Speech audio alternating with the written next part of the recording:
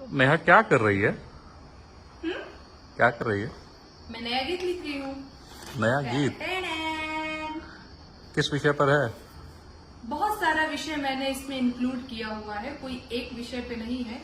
बस इतना समझो कि साहिब से सवाल पूछने वाला गीत है। किस विषय पर सवाल पूछा है?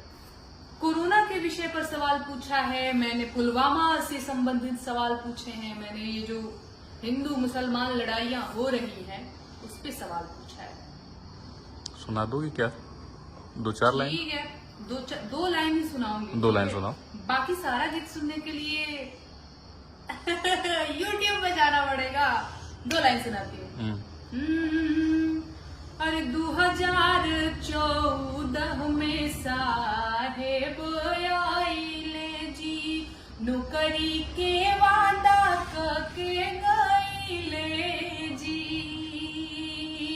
14 बीतल, 19 बीतल, 24 फिर से आई गइले जी। बाकी ये सारा लाइन सुनने के लिए आप लोगों को और आपको भी हिमांशु जी जी YouTube पे जाना होगा। Okay madam ji, thank you.